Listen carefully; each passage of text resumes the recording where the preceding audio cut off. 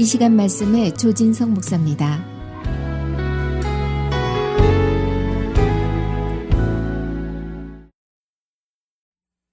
자, 우리가 봄이 되면은 하는 게 있죠. 뭐가 있습니까? 겨울에 쌓였던 먼지들을 다 제거하고 대청소하는 그런 기간이 바로 봄이 아닌가 생각이 되어집니다. 아울러 우리 신앙적으로 우리가 보내고 있는 이 사순절의 의미를 우리가 얘기해 본다면은 바로 이 영적으로 우리의 심령을 대청소하는 그런 기간이 아닌가 그렇게 생각이 되어집니다. 그동안 현실에 쫓겨서 분주한 마음으로 살다 보니까 나에게 일어난 이 구원 사건의 근거가 되어지는 그 예수님의 십자가에서의 죽음, 고난, 부활 이런 것들에 대한 그런 의미가 조금 희미해지고 또 약해지고 있다면 이 절기를 통해서 다시 한번 나의 믿음, 나의 구원, 또 어떤 신앙의 본질을 다시 찾고 회복하는 그런 기간이 바로 사순절이라고 생각을 합니다. 우리의 신앙을 한번 깨끗하게 정리하고 또 클린하는 그런 계절입니다. 그래서 지금까지 우리의 삶을 드라이브해 나가는 데 있어서 필요했던 어떤 삶의 에너지나 어떤 라이프 소스 같은 것들을 엉뚱한 것에 빼앗겨서 그동안 혹시 낭비되거나 누수되고 있지 않았는지 점검하는 시간입니다. 우리가 기계만 잘 점검해야 되는 것이 아니라 우리도 우리의 삶도 자꾸 점검을 해야 됩니다. 그래야 건강한 삶이 펼쳐질 수 있는 것이고 더 능동적이고 효율적인 그런 삶이 우리 미래 가운데 다가올 수 있다는 것이죠. 그래서 뭔가 새로워질 수 있는 그런 기간이 바로 사순절입니다. 이렇게 우리의 신앙을 새롭게 점검하고 정리해야 하는 그런 기간을 보내면서 우리의 영적인 성장이 이루어져야 하겠습니다. 이런 영적 성장을 위해서 그 영적 성장이 이루어지는 과정 속에는 한 가지 반복되어지는 패턴이 있습니다. 그 패턴이 뭐냐면 버림과 어둠입니다. 뭔가 자꾸 비워내야 또 새로운 것을 채울 수 있다는 얘기죠. 다시 말해서 비본질적인 것들을 제하여 버리고 또 이 본질적인 것들을 다시 붙잡을 때에 우리의 신앙은 건강하게 아주 튼튼하게 성장을 할 수가 있는 것입니다. 오늘은 이 신앙의 성장 과정에서 거치게 되어지는 이 버림에 대해서 좀 묵상을 하려고 합니다. 즉 우리가 뭔가를 버려야 되는데 그 버리는 목적이 무엇인지 또 그 버린다는 의미가 무엇인지 또 어떻게 버릴 수 있는지 또 버린 후에는 무엇을 얻게 되는지 이런 얘기들을 조금 나누려고 하는 것입니다. 먼저 우리 신앙생활에 있어서 이 버리는 것, 뭔가 비워내는 것, 뭔가 내려놓는 것 굉장히 중요합니다. 오늘 본문 28절에 보니까 베드로가 예수님께 이렇게 얘기를 하죠. 보소서 우리가 모든 것을 버리고 주를 따랐나이다. 모든 것을 버린 이유를 그 목적을 주님을 따르기 위해서 버렸다라고 이야기합니다. 그러자 예수님이 대답을 하시지요. 29절 말씀, 그 말씀을 한번 같이 읽어볼까요? 우리 마가복음 10장 29절 말씀. 예수께서 이르시되 내가 진실로 너에게 이르노니 나와 복음을 위하여 집이나 형제나 자매나 어머니나 아버지나 자식이나 전토를 벌인 자는 그랬습니다. 예수님은 그 버려야 하는 이유와 목적을 나와 복음을 위하여 버리라 라고 말씀하셨습니다. 버리는 목적이 우리 주님과 그리고 주님의 복음을 위해서 버려야 된다는 것이죠. 이 말은 버리는 목적이 주님 그 자체여야 된다는 것입니다. 주님으로부터 뭔가를 얻어내려고 혹은 어떤 대가를 바라고서 그것 때문에 버려서는 안 된다라고 하는 것입니다. 조건적인 버림은 안 된다라고 가르쳐주고 있지요. 여러분 우리가 주님을 위해서 버리는 것은 주님을 통해서 뭔가 얻어내기 위해서 버린다는 것하고는 큰 차이가 있습니다. 주님을 위해서 버리는 것 그리고 주님으로부터 뭔가를 얻어내기 위해서 버리는 것 이건 굉장히 큰 차이가 있는데 이것은 한마디로 얘기하면 주님이 목적이 되느냐 아니면 주님이 수단이 되어지느냐 그런 차이입니다. 이것은요 샤머니즘 즉 무속신앙과 우리 기독교 신앙의 차이를 드러낼 수 있는 아주 결정적인 중요한 그런 요소 중에 하나입니다. 물론 기복주의를 가려낼 수 있는 그런 차이이기도 하고요. 여러분 기독교 신앙과 무속을 얼핏 보면 좀 비슷해 보이지 않습니까? 미신을 믿는 사람들도 우리처럼 기도합니다. 어디다가 마을에 큰 산당을 모셔다 놓고 기도하죠. 마을의 산당뿐입니까? 큰 나무 앞에 가서 기도하고요. 또 큰 돌이나 어떤 그런 형체들을 가져놓고 기도합니다. 또 우리가 예배드릴 때 하나님의 영인 그 성령님을 기대하는 것처럼 이 무속인들도 굿할 때 보면은 신과 접선을 합니다. 여러분 신접이라고 얘기하지요. 그러니까 겉으로 보면 별반 차이가 없어 보입니다. 하지만 그 내용은 굉장히 차이가 있습니다. 무속신앙은 내가 빌고 있는 그 대상이 정확히 누구냐라고 하는 것은 중요하지 않습니다. 왜요? 신을 찾는 목적이 지금 내 문제를 해결하고 내 소원을 이룰 수 있는 힘이 지금 당장은 내게 없어요. 그래서 그 힘이 있는 신, 그 신이 무슨 천지 신명이든지 해신, 달신 상관없습니다. 그 신이 산신령이든지 고목나무 신이든지 장독대 신이든지 빗자루 신이든지 전혀 상관이 없습니다. 목적은 내 문제 해결, 내 소원과 계획을 이뤄내는 것이 목적입니다. 신이 철저히 수단이 되고 도구가 되고 있는 것이죠. 그 신에게 빌면서 어떤 나의 인격이 변화되고 나의 어떤 성품과 어떤 내 삶이 그 신과 교제하면서 성장하고 성숙해지기를 원하는 거 그런 거 없습니다. 단지 내가 바라고 원하는 그 소원을 이루기 위한 도구요 수단으로서 그 신의 능력을 내가 좀 빌려 쓰기를 원한다는 거죠. 그래서 그 신이 필요한 것뿐이라는 거죠. 하지만 우리 기독교에서 말하는 그 참된 신앙이라고 하는 것은 절대자의 신, 그 하나님이 수단이 되거나 도구가 될 수 없다는 것입니다. 수단이 아니라 목적이 되어야 한다는 것이죠. 즉 그분 앞에 서 있기만 해도 새로운 나를 끊임없이 발견하게 되어지고 또 그분과 교제를 시작하면 이상하죠. 그분의 뜻을 알게 되고 그분의 계획을 느끼게 되고 그 뜻을 위해서 그 계획을 위해서 내가 이렇게 살아야 되겠다 하면서 나를 변화시켜 나갑니다. 때로는 그분의 뜻을 거스린 내 모습이 보일 때면 나의 그 죄와 허물을 발견하면서 회개하고 울기도 합니다. 그래서 결국 누가 변해요? 예배하는 내가 변하는 겁니다. 반대로요, 우상을 섬기는 것은 신을 바꾸어서 나의 목적을 이루려고 한다는 것이죠. 그래서 여러분 그 지성이면 뭐예요? 겸천이다. 그런 말이 있듯이 천지신명께 정성을 다해서 정말 지문이 닳도록 기도합니다. 비나이다. 그렇게 빌어서 뭐 하려고? 내 목적과 내 소원을 이루려고. 여러분 처음 예수 믿을 때는 비슷할 수 있어요. 내 비즈니스가 잘 되고 내 자녀들이 잘 되고 내 건강이 좋아지고 내 자녀가 출세하고 그런 것을 목적으로 신에게 도움을 구하려고 신앙을 시작할 수는 있어요. 하지만 신앙이 뭔지 배우고 깨닫고 하나님을 배우면서 하나님과 교제하면서 깨달아지고 점점 신앙이 깊어지게 되어지면 이제는 더 이상 그 자리에 머물러만 있지 않고요.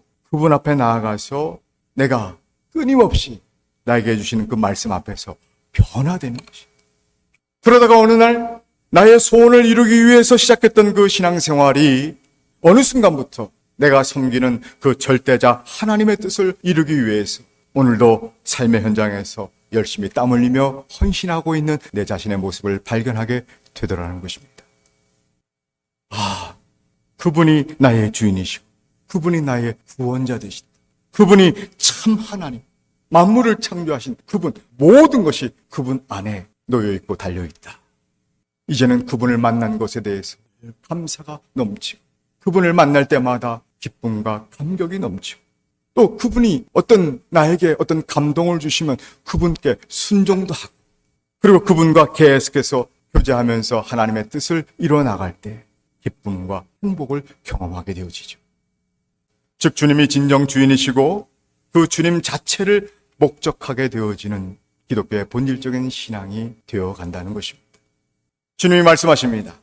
네가 버려야 하는 이유가 비즈니스가 잘 되고 자녀가 출세하는 것, 즉 나를 수단화해서 너의 소원 성취를 얻어내는 것이 아니라 나와 복음을 위하여 나를 목적 삼고 나를 위해서 버리고 나의 뜻을 이루기 위해서 버리기 시작할 때 우리 살아계신 하나님께서 내가 상상하지 못할 정도 큰 또 좋은 것들을 안겨주시다. 여러분 믿으시기를 주님으로 축원합니다. 그 다음에 이제 두 번째 이 버린다는 의미가 뭘까? 여러분 29절에 보니까 이 버려야 할 아이템들이 쭉 열거되고 있습니다. 한번 29절 한번 다시 볼까요? 거기에 보니까 중반에 나와 복음을 위하여 집이나 형제나 자매나 어머니나 아버지나 자식이나 전토를 벌인 자는 그렇게 되어 있습니다. 그러면 큰일 났습니다. 집과 땅을 다 버리랍니다. 아버지도 버리고 어머니도 버리랍니다. 형제 자매도 버려야 된답니다. 목사님, 다른 성경에 보니까 그렇지 않은데요. 출애굽기 20장 12절에 보니까 내 부모를 잘 공경해야 된다 그랬습니다. 잠언서 23장 25절에 보니까 내 부모를 즐겁게 하며 너를 낳은 어미를 기쁘게 하라 그랬는데요. 에베소서 6장 1절에 보니까 자녀들아 주 안에서 너희 부모에게 순종하라 그랬습니다. 오늘 예수님 좀 실수하신 거 아니에요? 마가복음 7장 10절에도 보니까 모세는 내 부모를 공경하라 하고 또 아버지나 어머니를 모욕하는 자는 죽임을 당하리라. 불효하다간 죽을 수도 있다는 것입니다. 어디 그뿐입니까? 이 말씀도 한번 같이, 이 말씀은 같이 읽어보죠. 마태복음 5장 22절 말씀인데요. 한번 읽겠습니다. 시작. 나는 너희에게 이르노니 형제에게 노하는 자마다 심판을 받게 되고 형제를 대하여 나가라 하는 자는 공회에 잡혀가게 되고 미련한 놈이라 하는 자는 지옥불에 들어가게 되리라. 형제에게 화를 내면 심판받을 수 있다. 형제에게 나가라 하면, 나가라고 하는 것은 욕하는 것입니다. 욕하는, 바보, 멍청이 이런 뜻입니다. 그렇게 했다가는 어떻게 돼요? 공회에 잡혀가. 그리고 굉장히 무서운 말입니다. 지옥불에 떨어질 수도 있다. 여러분 디모데전서에 보면 더 심한 말도 있어요. 디모데전서 5장 8절에 보면 그 말씀도 한번 같이 볼까요? 누구든지 자기 친족, 특히 자기 가족들을 돌보지 아니하면 버리면 믿음을 배반한 자요 불신자보다 더 악한 자니라. 구원도 취소할 수 있을 것 같은 그런 느낌도 듭니다. 여러분 이 정도 들었으면 또 이런 말씀들을 읽었으면 여러분 아시겠죠? 이 말씀은 문자 그대로 어떤 집과 전토와 형제와 부모의 관계를 끊어버리라 라고 하는 얘기가 아닙니다.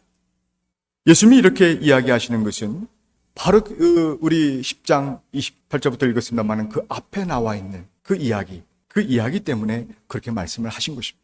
그 이야기가 무엇입니까? 한 부자 청년이 예수님을 찾아왔습니다. 그리고 질문을 하죠. 내가 무엇을 하여야 영생을 얻을 수 있겠습니까? 그랬더니 예수님께서 너 십계명 잘 지켰니? 예, 잘 지켰습니다. 그랬더니 예수님이 하시는 말씀이 너에게 한 가지 부족한 것이 있다. 너의 소유를 다 팔아서 가난한 자들에게 나누어 주라. 그리고 나를 따르라.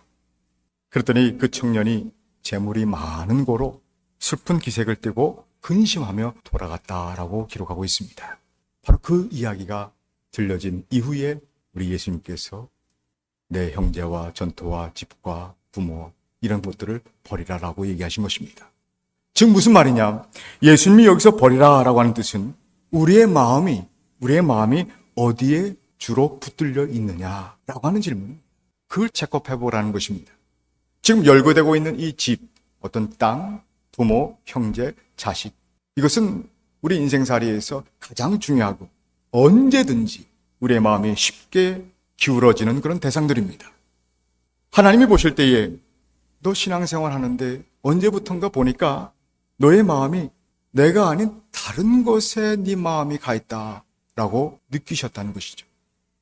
쉽게 얘기하면 야, 너 돈 맛을 알더니 요즘에 돈으로 네 마음이 다 기울어 버렸다. 겉으로 보기에는 주님께 기울어져 있는 것처럼 보여요. 예배도 드리고 기도도 합니다. 그런데 마음은 세상 경제, 물질, 사업, 자식 온통 거기에 마음이 완전히 쏠려져 있다는 것입니다. 여러분 그런 상태에서 하나님의 은혜가 물밀듯이 쏟아져도요 그 마음에 기울기 때문에 금방 그 받은 은혜가 다 쏟아져 허비가 되고 마는 것입니다. 내 인생에 녹아져서 어떤 열매가 맺어지는 것이 아니라 그 은혜가 순식간에 다 사라져요. 지금 버리라라고 우리 예수님이 말씀하시는 것은 물리적으로 버리라라고 하는 뜻이 아니라 너의 마음과 관심의 기울기를 하나님께 더 기울여야 된다라고 하는 그런 뜻입니다. 우리가 하나님을 인격적이신 분이라고 얘기하죠. 그 말은 우리 하나님께서는 정말 교제하고 끊임없이 소통하기를 원하신다는 그런 뜻입니다. 그거 굉장히 좋아하셔요. 그 말은 다른 거 원하시는 것이 아니라 우리의 마음을 원하신다는 것입니다. 우리의 그 사모하는 눈빛을 좀 보고 싶으시다는 거예요. 여러분 믿음이 라틴어로 크레도라고 얘기합니다. 크레도는 크레하고 도가 합쳐진 말입니다. 크레는 heart란 뜻이고 도는 give란 뜻이에요.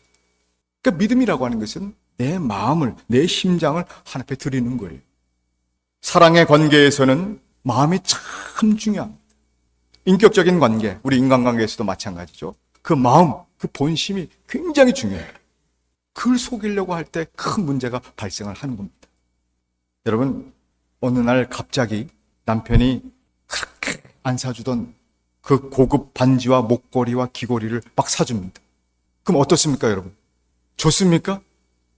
좋아하면 안 됩니다. 그 뭔가 구린 거예요. 마음이 딴 여자한테 기울어진 것일 수도 있다는 것이죠. 그러니 아무리 좋은 보물을 사줘도 딴 여자에게 마음이 가 있으면 이런 거 사주는 거 의미가 없다는 거 알잖아요. 나에게 적용하면 금방 깨우쳐지는데 우리 신앙에도 한번 적용하셔서 정말 하나님께 우리의 마음을 온전히 드리고 있는가? 예전에는 자식이 없었을 때는요, 정말 하나님만 생각했어요. 하나님과 나 사이에 끼어 있는 것이 없었습니다. 그런데 어느 날 자식이 슬며시 끼어듭니다. 아니, 끼어든 정도가 아니라 완전히 그 자식한테 마음을 빼앗겨서 온통 마음이 자식에게로 쏠리기 시작합니다. 그럼 말씀 하나 더 볼까요? 마가복음 10장 37절 말씀입니다. 한번 같이 읽겠습니다. 시작. 아버지나 어머니를 나보다 더 사랑하는 자는 내게 합당하지 아니하고 아들이나 딸을 나보다 더 사랑하는 자도 내게 합당하지 아니하며. 너희 마음이 자식에게 기울어져 있고 경제에 기울어져 있고 물질과 돈에, 인기와 명예에 기울어지면서 언제부턴가 하나님을 사랑했던 그 마음을 그것들에게 완전히 빼앗겨 버렸다는 것입니다. 여러분, 이것은 반대로 한번 얘기해 본다면, 여러분, 우리가 예수 믿는 사람이요, 어떤 고난을 만나고 어려운 역경을 만날 때 그때도 우리가 마음의 평강을 누릴 수 있는 이유가 무엇입니까? 그 고난을 겪는 그 상황 속에서도 그 마음을 주님께 드려서 주님이 계신 그 하나님 나라를 느끼면서 그 하나님 나라가 나에게 끊임없이 공급해 주는 그 평강이 임했기 때문에 우리가 평화스럽고 평강을 누리면서 안정된 삶을 살면서 극복해 나가지 않습니까? 그게 예수 믿는 신앙의 능력 아닙니까? 그래서 여러분, 오직 하나님만이 목적이 되어서 하나님께 온전히 마음을 드리는 것이 바로 이 버림의 의미라고 하는 것입니다. 자, 세 번째. 이제 버리는 목적이 주님을 위해서 버려야 한다라고 말씀을 드렸고요. 그 다음에 이제 버린다는 의미는 마음으로 버리는 것이구나. 마음을 주님께로 향하라라고 하는 뜻이구나. 이제 정리가 좀 됐습니다. 자, 그렇다면 여러분, 그 마음이 버리는데 그 마음 버리는 게 잘 쉽게 됩니까? 그 쉽지 않습니다. 어떻게 하면 우리가 이 땅에서 부모, 자식, 물질 너무 소중하잖아요. 근데 거기에 쏠려 있는 그 마음을 어떻게 하면 하나님께 더 기울이게 할 수 있을까? 말씀을 안 해도 여러분 벌써 짐작을 하실 것입니다. 그분이 주인이기 때문에, 그분이 모든 것을 다스리기 때문에. 그리고 또 한 가지 방법은 이겁니다. 사실 우리가 내 마음이 우리 힘으로 기울어지는 것을 우리는 어찌할 수 없어요. 하나님으로부터 그 힘과 능력을, 그 능력이 임해야 된다는 것이죠.